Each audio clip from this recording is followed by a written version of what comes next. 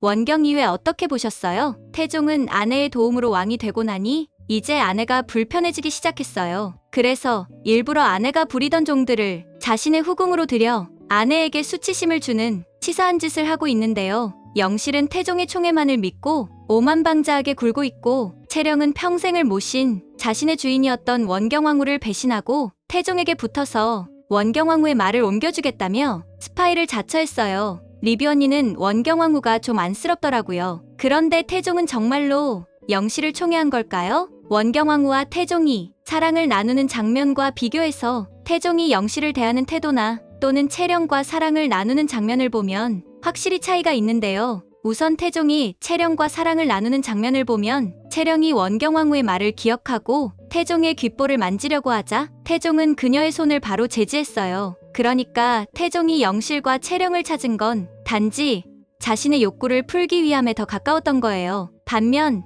원경왕후와 태종의 관계를 보면 정상궁이 그렇게 임금의 배 위에는 올라서면 안 된다고 했지만 원경왕후는 보란듯이 태종의 배 위에 올라가죠. 이것만 보아도 이 둘의 관계는 다른 후궁들과 다르게 평등한 부부관계이자 태종 스스로도 자신의 아내는 원경왕후라고 생각했던 것 같아요. 역사적으로 보아도 원경왕후는 40이 넘어서도 출산을 하거든요. 한마디로 둘은 평생을 진짜 미친 듯이 싸우고 또 뜨겁게 사랑했던 것 같죠. 한편 이성계는 아들에 대한 증오심으로 결국 자기 세력을 모아서 반란을 일으켰어요. 실제 역사적으로 살펴보았을 때 태종이 즉위하고 얼마 있지 않아 신덕왕후를 위한 복수라며 반란이 일어났지만 사실상 반란군의 배후에는 이성계가 있었죠. 이성계는 죽는 순간까지도 아들이었던 방언을 용서할 수가 없었다고 해요. 한편 예고편을 보니 태종과 원경왕후 사이가 벌어지기 시작했어요. 강력한 왕이 되고 싶었던 태종 입장에서는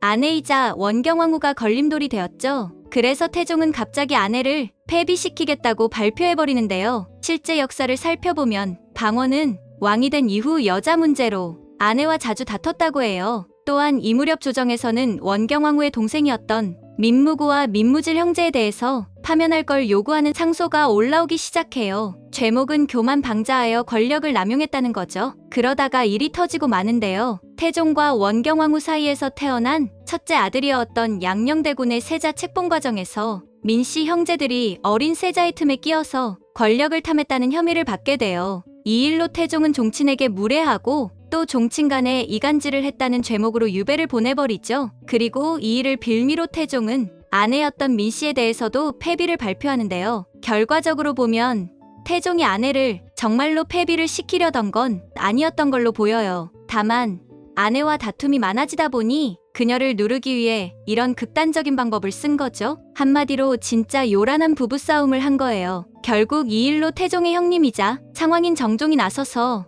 문제를 해결하면서 폐비를 둘러싼 부부싸움이 진정되었다고 하죠. 사실 태종은 언제나 정통성에 민감했어요. 그런데 만약에 원경왕후를 폐하게 되면 이후 세자의 정통성에 문제가 생기잖아요. 그러니 절대로 원경왕후를 폐비로 만들 수가 없죠. 그럼에도 저렇게 폐비 논란을 만든 건 한마디로 실제로 폐비를 시킬 마음은 없으면서 홧김에 질러서 부부 사이에 힘겨루기를 했다고 볼 수 있지 않을까요? 이 부부의 치열한 사랑 싸움을 기대하며 저는 곧 다음 영상으로 찾아올게요. 구독, 좋아요, 알림 설정해주시면 안 될까요?